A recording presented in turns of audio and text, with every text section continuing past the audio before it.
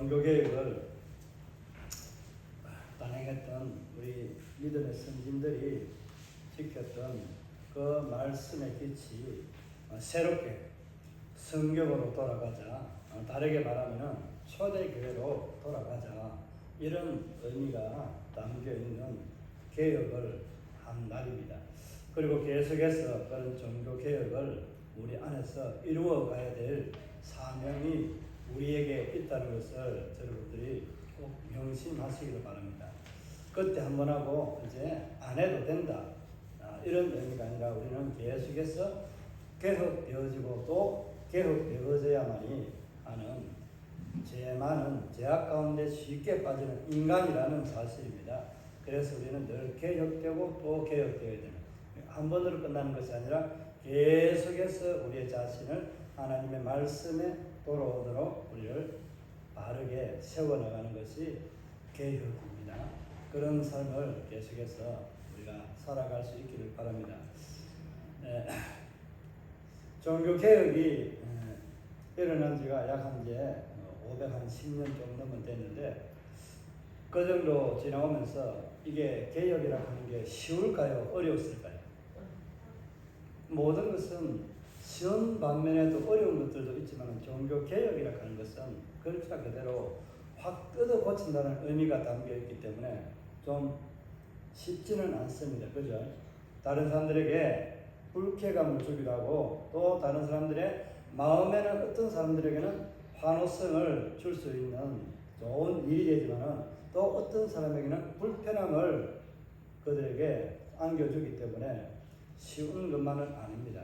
이게 이제 쉽고 어렵고 이런 문제를 떠나서 여기에는 반드시 우리가 해야 될 일들이 하나 있습니다. 개혁이라는 것은 그냥 우리가 떠들고 의사의사해서 일어나는 그런 하나 운동과 같이 그렇게 되는 어떤 행동이라고 할까요? 그렇게 되면은 좀 쉬울 건데, 거기에 따른 뭐가 있어야 됩니까? 반드시 책임이 있는 거예요. 내가 이 일을 주도해서 이렇게 일으켰으면은 그것을 지키려고 할 수 있는, 지킬 수 있는 책임이 반드시 나에게 주어지는 거예요. 그 책임을 나는 다해서 끝까지 우리는 그것을 지키고 또 그것을 물려줄 수 있는, 아름다운 전통으로 물려줄 수 있는 그런 사람으로 우리가 살아가야 됩니다. 이 이야기를 이제 성경에서 종교개혁을 이야기하는데, 물려준다 이런 것들 때문에 어젯밤에 갑자기 아침에 휴대폰을 이렇게 살짝 그래 보는데 어마어마한 일들이 일어나는데, 무슨 일이 있는지 여러분 혹시 아세요? 간밤에 젊은 청년들이요, 약 한 300명이 되는, 지금 현재 집계된 것만 465명, 6명 정도가 사망을 했고요, 약 500명 정도가 이 부상을, 중경상을 입게 된 거예요. 거기에 젊은 사람들은, 이웃 사람들이 이제 거기에 댓글이 아니라 이제 실제로 목격했던 사람들이, 그러니까 남자들은 좀 덜한, 여자들은 스타킹이나 이제 속옷 때문에 꽉 끼어가지고 이게 풀리질 않은, 엉켜있는 사람들이 너무나도 많이 실타래에 엉켜있으니까 주변에 있는 가위를 가지고 나와서 잘라주고 이렇게 해가지고 사람을 구하고, 계속 체온이 혈이 돌도록 주무리고 이렇게 마사지하고 이렇게 해서 많은 사람들이 그렇게 했다 하더라고요. 그 밤에 정확한 시간은 모르겠지만은 이게 할로윈 데이라고 하는 거, 우리가 헬이라고 하는 이 단어가 영어로 무슨 의미인지 연주됐을 때 몰라도 됩니다. 그러니까 죽음을 내가 죽은 자로 변장해서 나를 이제 죽음의 사자가 죽이지 않고 넣어간다는 유월절과 같은 의미가 담겨 있는 게 할로윈 데이입니다. 이거를 행하거든요. 이것을 위해서 많은 사람들이 그 용산 주변에 모여서 그 이태원 상가나 이런 데 옆에 앉아서 젊은이들의 거리에서 행사를 하다가 죽은 거예요.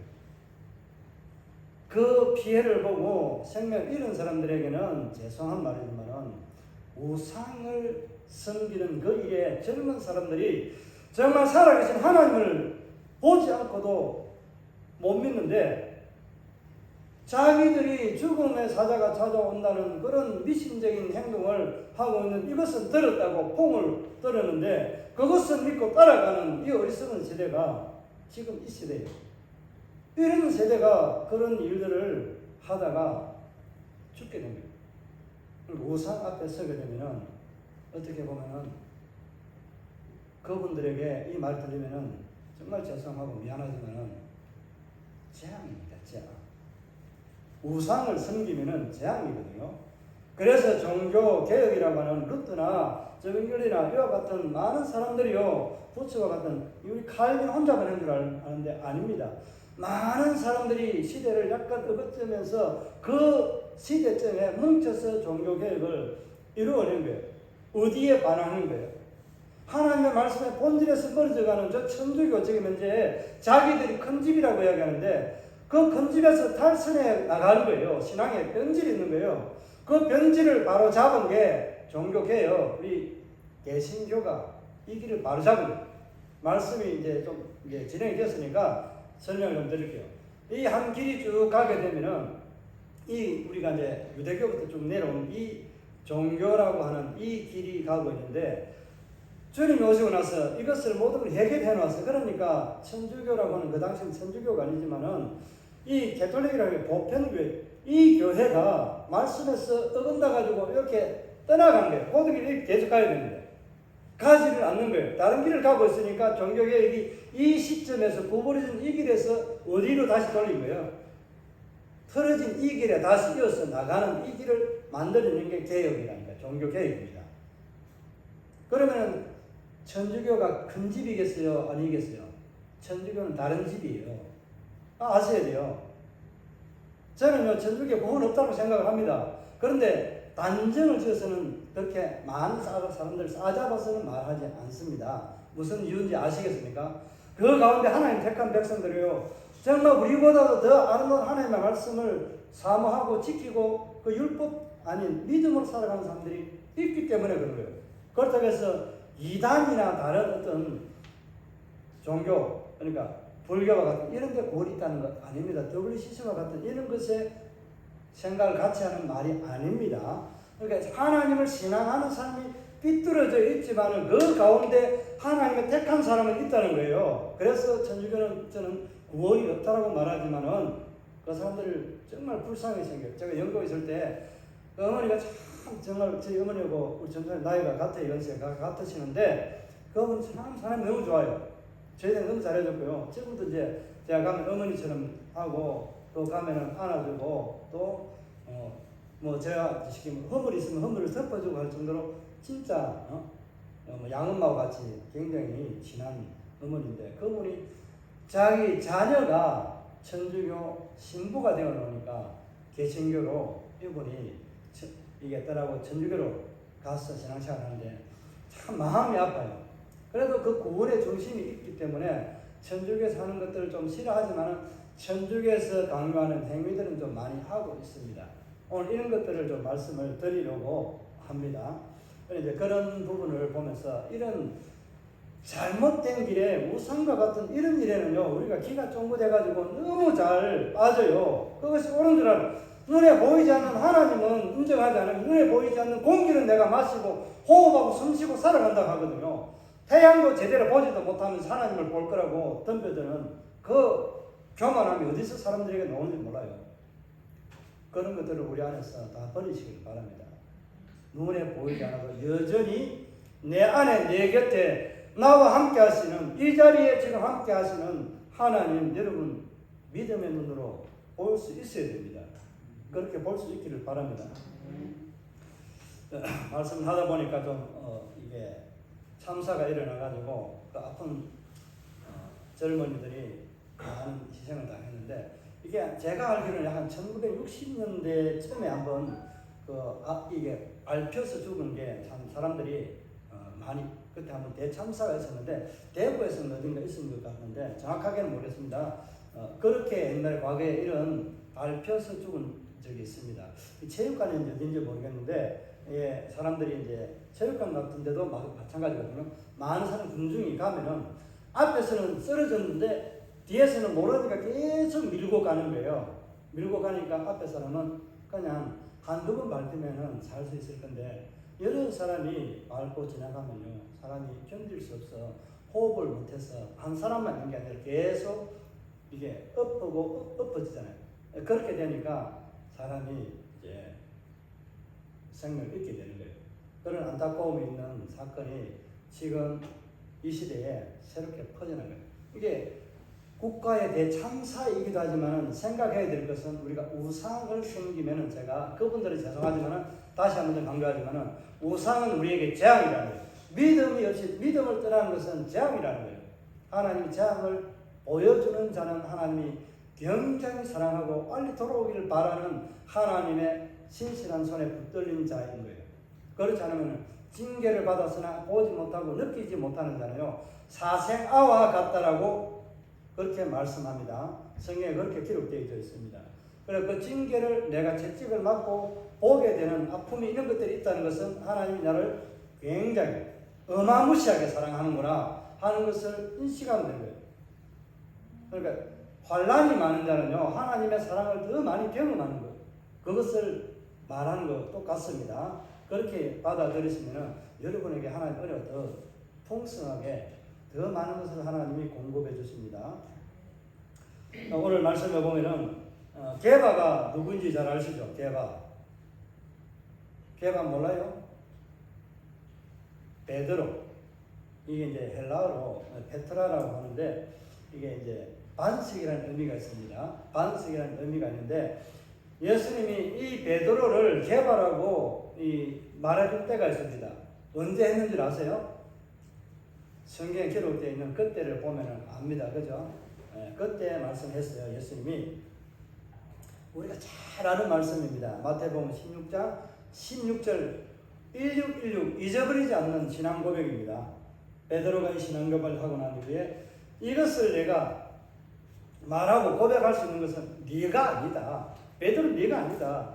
하나님이 네게 마음에 감동을 주고 그 입을 열어서 고백할 수 있도록 한 것이기 때문에 네가 고백하는 그 고백 위에 내 교회를 세우겠다라고 말씀한 거예요. 지난번 우리가 모래 위에 짓는 집과 어디 반석에 짓는지 그 반석 위에가 어디라고 했어요?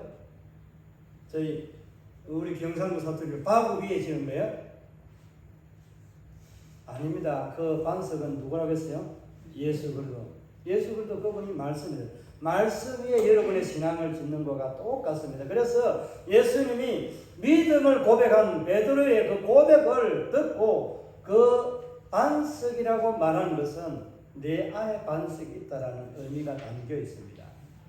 그래서 베드로를 이제는 베드로 아니라 뭐라고 반석, 게바라고 신앙이 예수가 내 안에 있다 이런 의미로 그렇게 이름을 게바라고 합니다. 게바가 사람이 이제 그 제자들 중에서는 우리가 수제자라고 하는 탑이라고 하잖아요. 그죠? 제일 이제 우두머리 제자 반장급 되는 거예요. 제자들 중에서 이제 우리 교회 반장급 된다 하면은 우리 교회는 반장이 없잖아요. 그죠?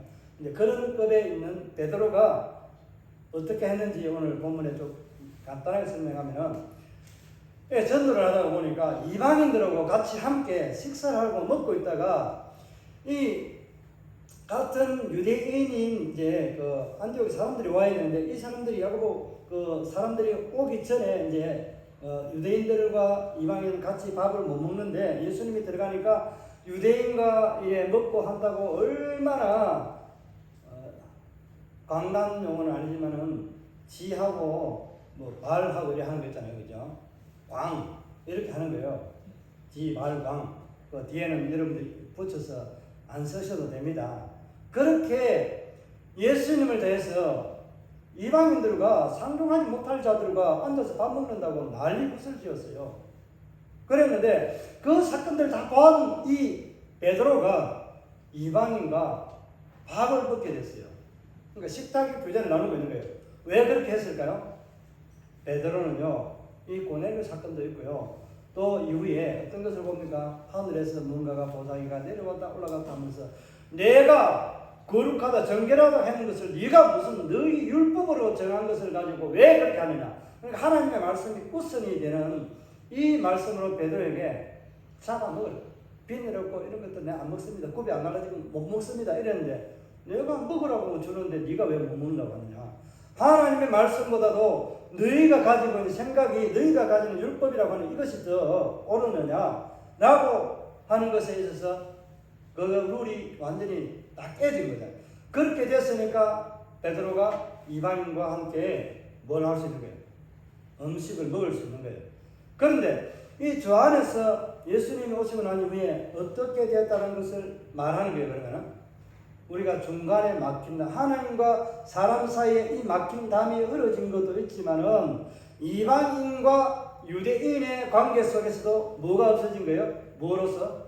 복음으로서 이 거룩하지 않는 것과 정결하지 않는 것이 어울릴 수는 없지만은 함께 어울리지는 않지만은 정결해질 수 있는 은혜가 그 담이 벽이 죄악의 담을 흐르고 들어올 수 있는 문이 그냥 새롭게 열리게 된 거예요. 그러니까 전도를 하다 보니까 어떤 일이 일어났어요? 유대인은 유대인으로서 가지고 있는 자부심이 하나 있잖아요. 뭡니까? 할례라는 게 있어요. 할례라는 것을 해야 되는데 이 할례를 하지 않으면 안 되는 거예요. 유대인은 전통적으로 난지 8일 만에 할례를 하게 됩니다. 그런데 이방인이 유대인이 되려고 하면 개종하려고 하면 과거에는 다 그렇게 했습니다. 표를 뭐냐? 할례를 해야만이 정표가 증거가 되는 거예요. 그래서 내가 유대인으로 개종했다는 것을 보여주는 하나의 증거가 되었지만은 전도를 하다 보니까 유대인들이 따라다니면서 계속해서 너희가 유대인으로 개종하면 예수만 믿어가 되는 게 아니라 뭘 해준다? 할례를 해야 돼요. 그러니까 이런 문제가 대두되니까 예루살렘에서 공회가 일어난 거예요. 이게 첫 번째로 기독교 역사상에 공교회가 모여서 의논한 공의회라고 하는 예루살렘 공의회가 일어난 거예요. 거기에서 결정한 것이 목매이 죽은 것 이런 것들하고는 먹지 말지만은 유대인으로 개종할 때에 예수만 믿으면은 할례 안 해도 된다. 그러면은 하나님의 백성이 된다. 쉽게 그렇게 결정을 하고 끝을 낸 거예요. 그래서 더 이상 유대인으로 들어오는 게 아니라 우리는 믿음의 자녀로 하나님의 백성으로 예수 믿고 하나님의 백성으로 살아가는데 어떻게 유대인의 전통을 따라가지만은 뭐예요? 할례가 더 이상 필요 없다는 거예요. 그러니까 복음을 전할 때 이게 걸림이 되지 않기 때문에 오늘 이와 같은 일들이 있을 수 있었던 거예요. 그런데 먹다가 누가 와요? 우리가 살짝 남의 거 몰래 먹는데 주인이 나타나면 어떻게 돼요? 몰래 먹다가 들켜서 목에 걸렸다는 이야기 하잖아요. 이처럼 유대인이 오니까 사도 바울이 어떻게, 베드로가 어떻게 해요? 슬그머니 그냥 쭉 빠져가지고 그냥 뒤로 안 먹은 척하고 빠지는 거예요.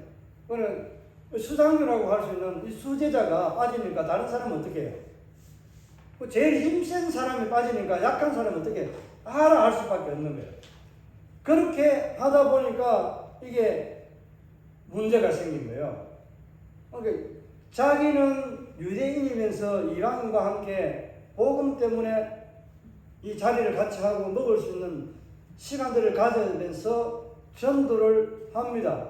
그런데 실질적으로 유대인이 나타나니까 나 아닌데 하고 먹다가 딱 이게 가만히 있는 이런 행복이 되잖아요. 그죠? 그러니까 이 잘못된 행동, 그러니까 복음에서 얻게 되는 이 우리에게 주어진 크나큰 은혜를 무엇으로 말하느냐 하는 거예요. 그래서 안디옥에서 사도 바울이 이 일을 듣고 보고 내가 책망했더라고 말합니다. 그러니까 복음의 잘못된 길은 누가 책망할 수 있는 거예요. 말씀에 바로 선 자는 바르지 못한 자를 책망할 수 있는 거예요. 그러니까 성도라도 목사를 말씀에서 멀어지면 책망할 수 있어야 되는 게 교회예요. 왜? 하나님의 말씀의 근위가 내가 떠나 있기 때문에 그 하나님의 말씀에 바로 선 자가 바로 세울 수 있는 거예요. 그러니까 이것을 다르게 이제 좀 적용하면은 우리에게는 교리라는 것들이 있지만은 교회 정치에서 보면은 권징조례라는 이런 것들이 있습니다. 뭔지 아시죠? 이런 것들이 지금 한국교회에 사라지는 게 이 게바가 이 사도 바울에게 책망을 들었을 때 기분이 좋았을까요? 그거는 좀 한번 가서 물어보면 될 것 같은데, 제가 볼 때는 상당히 좀 수제자들 쪽팔리는 경험을 아마 했을 것 같는데, 그래도 받아들인 것 같아요. 왜냐하면 유대인이 이방인처럼 살려고, 이방인과 함께 유대인이면서 살다가 이제 먹다가 오니까 피해서 아닌 것처럼 유대인처럼 딱 하는데 들켜가지고 소리를 들었어요. 그러니까 하나님 말씀에 어떻게 된 거예요? 찔림을 받은 거예요. 그러니까 이게 내가 잘못되었구나 하는 것을 인식한 것처럼 보여줍니다. 다른 내용 기록이 없으니까 우리가 그렇게 짐작할 수 있는 거예요. 그렇게 베드로는 이 바울에게 책망을 받고 난 후에 하나님 말씀에서 내가 유대인이면서 억지로 전도한 저 사람들을 유대인처럼 살도록 그렇게 할 이유가 없다. 그렇게 해서는 안 되겠다는 것을 생각하지 않았을까요? 베드로의 특성 뭔지 아시잖아요, 그죠? 혈기가 있어가지고 말고에 피를 쫙 빼버리고 주님은 붙여주고 이거 칼로 빼면은 칼로 망한다. 그리고 내가 주님을 3번을 부인했는데 내가 부끄러워서 내가 십자가로 바로 죽을 수 없다. 거꾸로 죽어야 된다는 그런 전설적인 베드로의 그 죽음에 대한 이야기가 있습니다. 순교에 대한 이야기들이 있습니다. 그처럼 나는 십자가를 바로 지고 주님 앞에 나갈 수 없는 그런 부끄러운 자다. 그래서 나는 거꾸로 죽어요. 거꾸로 죽는 게 제가 볼 때 더 빨리 죽고 힘들 것 같아요. 그거는 여러분들이 생각하시고. 그처럼 베드로의 성질은요, 굉장히 이게 단호하고 다혈질적이에요. 그런데 베드로가 한판 붙지 않고 그렇게 일이 마무리되었다는 것은 오늘 이 말씀에서 사도 바울이 이 갈라디아의 성도들에게 편지를 보내면서 게바에게 이렇게 이야기하는 것은 유대인이 이방인처럼 살아가는 것이 아니라 이방인이 유대인처럼 살아가는 것도 아니라는 거예요. 무슨 말 이해가시죠? 그죠? 복음 안에서는 과거에는 유대인처럼 살아야만이 하나님의 구원의 은혜가 그들에게 주어진 거예요. 그런데 지금은 복음 예수 그리스도로 말미암아서 우리는 어떻게 유대인처럼 살아야 돼요? 그럼 우리는 유대인처럼 살려고 하면 어떻게 돼요? 절기 다 지켜야 됩니다.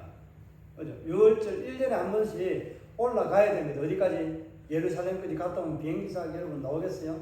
며칠 전에 갔다가 거기서 예매를 하고 가서 자고 해야 되는데, 예수님이 그 호적을 하러 갔을 때 여관이 이제 방이 하나도 없어가지고 그 말 키우는 그 말구유에 누이시고 했는데 그 헛간에 주무셨단 말입니다. 그런 상황이 발생하면은 그 예루살렘 수용해내겠어요? 이제 이거는 이제 다른 의미이지만은 그렇게 하나님께서 우리에게 편리하게 해준 거예요. 편리하게. 자, 여기서 이제 우리가 생각할 것은 하나님 우리에게 주신 것은 믿음이라는 것을 주었는데 그 전에 무엇을 주었습니까? 율법을 주었잖아요. 그죠? 율법을 준 거예요. 율법을 통해서 우리의 죄로 인해서 하나님과 막혀진 그 담을 어떻게 한 거예요? 잠시 조금 내려줘서 또 닫아놔. 왜 그렇게 했을까? 하는 이유는 간단합니다. 왜냐하면 저하게 문이 그걸 열어서 해결해 주는 것을 여러 가지 장치가 놔두면은 요 방법으로서는 이것을 계속해서 뭐 해야 돼요? 제사를 지내야 돼요. 그럼 그동안에 어떻게 돼요? 그동안에 있는 죄들은 용서받지 못하고 죽습니다. 그러니까 하나님께서 율법에 관련된 이것을 예수님 오시고 난 이후에 어떻게 했다고 합니까? 그 율법의 것을 폐했지만은, 율법의 방법을 폐했지만은 율법을 폐했다라고 말씀하지 않습니다. 그죠? 1.1획도 내가 올 때까지 1.1획도 떨어지지 않도록 그 율법이 다 우리에게 있어야 한다라고 말씀합니다. 그러면 율법을 완성하신 분이 예수 그리스도 그분인데 우리에게 율법을 주신 것과 먼저 율법을 주셨는데 율법을 가지고 안 되니까 보완한 게 뭐예요? 은혜라는 것을 가지고 우리에게 이 율법을 커버할 수 있도록 만들어 주신 거예요.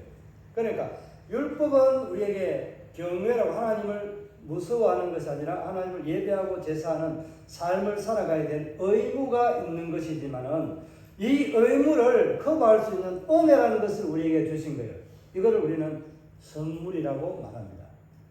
그죠? 무조건 이래 다른 받은 것만 선물이 아니라 하나님께서 우리에게 선물을 주셨는데 이 은혜라는 선물은 무엇을 가지고 옵니까?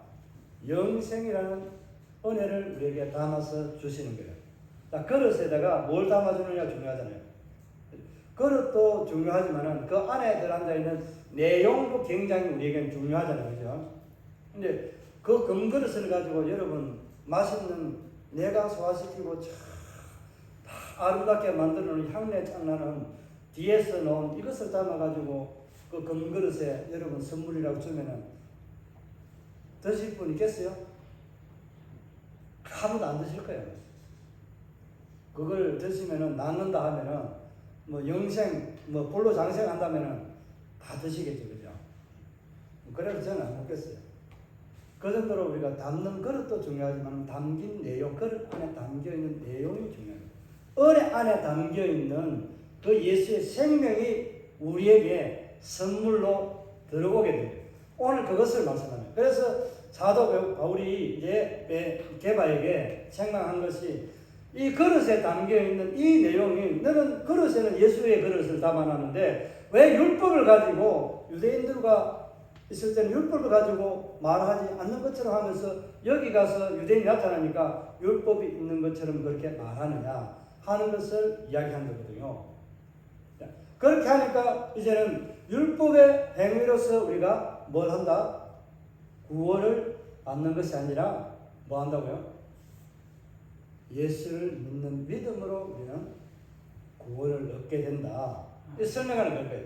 그러니까 유대인답게 살지 못하면서 이방인을 유다인답게 살라고 말하는 것은 복음에서는 어불성설이다. 맞지 않다. 이론적으로도 맞지 않고 이것은 우리가 어떤 화학물질을 섞을 때처럼 따로는 기름과 물이 따로 노는 것처럼 왜 그렇게 복음과 율법을 다르게 보느냐 하는 거예요. 그러니까 제가 앞에 설명드린 거 이해가 가시나요? 물과 기름은 안 섞이지만은 율법과 은혜는 어떻게 되는 거예요? 섞이는 것과 같습니다. 제가 율법이라는 요 율법을 은혜라는 것이 이것을 덮어가지고 커버한다고 했잖아요. 그죠? 그러니까 은혜 안에 뭐가 있다 했습니까? 생명이. 이 율법 안에는 몇 번 해요? 1년에 한 차례 이상은 반드시 제사를, 속죄제를, 속등제를 드려야 됩니다.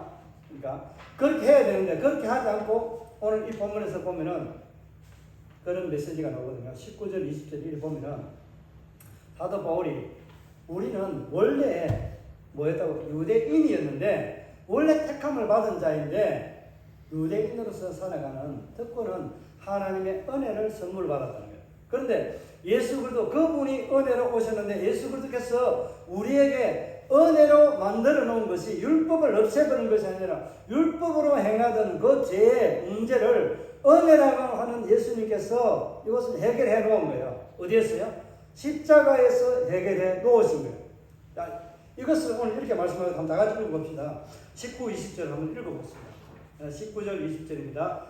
시작. 내가 율법으로 말미암아 율법에 대하여 죽었나니 이는 하나님에 대하여 살려 함이라. 또 20절. 내가 그리스도와 함께 십자가에 못 박혔나니 그런즉 이제는 내가 사는 것이 아니요 오직 내 안에 그리스도께서 사시는 것이다. 이제 내가 육체 가운데 사는 것은 나를 사랑하사 나를 위하여 자기 자신을 버리신 하나님의 아들을 믿는 믿음 안에서 사는 것이라. 이 말씀 이해가 갑니까? 20절에 좀 말이 좀 어렵잖아요. 그죠? 앞에 말씀은 이해가 가잖아요. 19절에 내가 율법으로 말미암아 율법에 대하여 죽었다라는 이 표현이 있습니다.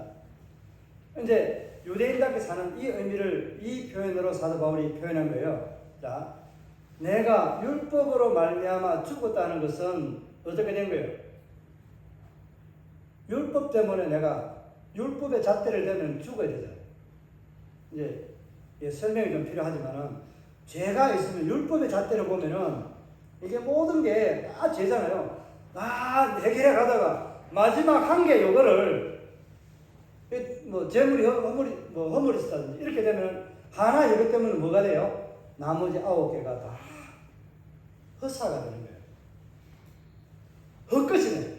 이 잘못된 그러니까 죄를 내가 다 뒤집쓰는 것과 똑같은 거예요.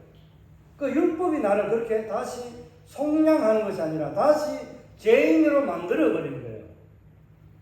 그렇게 되지 않고 우리가 죽었다는 이 표현을 쓸 때는 여기에서는 딱 한 번. 무슨 의미인지 알겠습니까? 내가 죽는 것은 한 번 죽는 것을 의미하는 거예요. 그러니까 우리가 제사를 지내는 이 율법에서 제사 지내는 이것도 마찬가지거든요. 한 번 죽이지 두 번, 세 번 똑같은 제물을 두 번, 세 번 죽이지 않잖아요. 그런데 우리는 율법에 대해서 죽었다라고 하는 것은 어떤 의미가 있냐면은 내 영이 그러니까 육이 죽은 것보다는 내 영이 율법의 잣대로서는 예수님과 함께 죽었다는 거예요. 언제? 십자가에 못 박히면서 죽었고 또 내가 예수 그리스도로 말미암아서 새롭게 살아나는 것은 어떻게 살아나느냐 하는 것을 말씀하고 있거든요. 그리고 율법이 나를 살리는 것이 아니라 은혜가 나를 살리는 거예요. 은혜가 나를 살리는데 오늘 십자가에 못 박혔다라고 하는 20절에 이 말씀을 이어서 19절엔 죽었다라고 하는데 내가 함께 십자가에 못 박혔다라고 말씀하자는 거죠. 이게 두 가지가 똑같이 죽었다는 것, 내 육신적으로 영적으로 죽은 그 의미를 딱 단번에 죽는, 한 번 죽는 의미를 단어를 사용했고 함께 십자가에 못 박혔다라고 하는 이 표현도 똑같은 거예요. 여기도 죽음이라는 의미가 동일하게 똑같이 연결이 되어 있습니다. 그러니까 십자가에 못 박히는 것도 죽는 것이고 율법으로 인해서 죽는 것도 죽는 거잖아요. 이 죽음을 한 번으로 딱 한 번으로 해결한다는 의미로 단회성으로 기록하고 있습니다. 그런데 이 율법은 어떻게 돼요? 이 말씀의 표현을 이제 먼저 제가 하고 한 번이라는 것을 강조했습니다. 율법은 어떻게 됩니까? 율법은 계속해서 이 일들을 제사를 지키면 지내야 됩니다. 의미가 드는 게 뭔지 아시겠습니까? 율법은 완성된 것이 아니라 계속해서 우리의 죄와 허물을 위해서는 끊임없이 계속해서 죄를 씻기 위한 제사를 드려야 되고 제물을 드려야 되는 거예요. 그런데 오늘 죽은 날이 율법으로서는 죽었고 또 누구와 함께 죽었다고 한다고 20절에 이 말씀이 예수님이 율법으로 인해서 우리의 죄악된 생명을 죽였다라고 표현하는 거예요. 그러니까 예수님으로 인해서 우리의 죄악은 모든 것이 십자가에서 다 해결이 되었다는 것이고 또 그와 함께 죽었다는 것은 십자가에 못 박혔다는 것은 뭐예요? 우리 죄악도 죽었지만 우리의 모든 뭐예요? 죄와 허물 이런 것들이 다 해결이 된 상태를 누구와 함께? 예수님과 함께 십자가에 죽을 때 저와 여러분의 모든 죄악도 해결이 되었다는 것을 말씀합니다. 그래서 예수님께서 단 한 번 십자가에 그 죽으심으로 말미암아 성소까지 단번에 그 피를 가지고 들어가서 우리의 죄를 속량하셨다라고 말씀하고 있습니다. 그래서 이 표현이 오늘 누구와 함께 20절에 있습니까? 예수, 내가 그리스도와 함께. 이 표현이 이렇게 연결이 되는 거예요. 그러니까 그리스도께서 한 번에 이 모든 율법의 제사를 다 해결하고 죄의 문제를 다 해결하신 거예요. 단번에 해결했기 때문에 우리 율법에서 요구하는 것처럼 또 제사를 드리고 또 제사를 드려서 우리의 죄와 허물을 용서받는 것이 아니라는 거예요. 이게 간단하게 말하는 거예요. 율법은 여러 번 해야만이 우리의 죄를 용서하는 것은 아닌데 그 한 번 드릴 때 드리지는 그 죄만 용서받는 거예요. 그런데 다음 죄를 위해서는 또 율법의 룰대로 또 제사를 또 드려야 돼요. 그런데 오늘 이 말씀에서는 그게 아니라 단번에 예수님께 죽으심으로 모든 것이 해결이 다 된 거예요. 무슨 이해가시나요? 율법은 우리의 모든 죄의 문제를 해결하지 못하지만 은혜는 우리의 모든 죄를 커버할 수 있다는 거예요. 이 다음 시간에 한 번 더 좀 오후 예배 시간에 조금 연결해서 한번 말씀을 전할게요. 그러면은 이제 간단한 것은 예수님으로 인해서 우리의 모든 죄악은 여러 번 드리는 것이 아니라 하나님 앞에 이렇게 말하는 게 제일 좋겠네요. 제일 좋은 것은 회개를 우리가 매일 해야 됩니까? 아니면 한 번으로 끝나도 됩니까?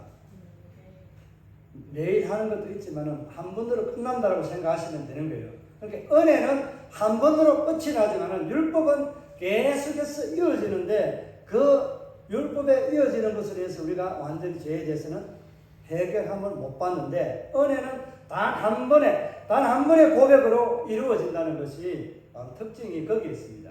오늘 그래서 우리가 무엇으로 어렵게 된다고요?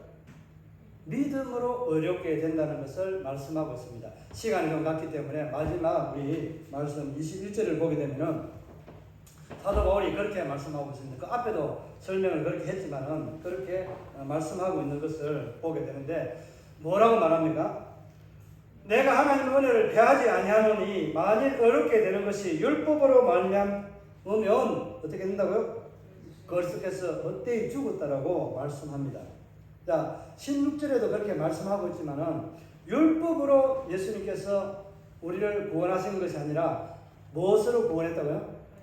자기 육체를 가지고 구원했다는 거예요. 이게 우리는 은혜라는 거예요. 육체를 가지고 제물을 드려야 되는데 예수 그리스도 그 자신의 육체로 단번에 모든 것을 해결한 것이 19절 20절에 있는 이 말씀과 연결이 되는 겁니다.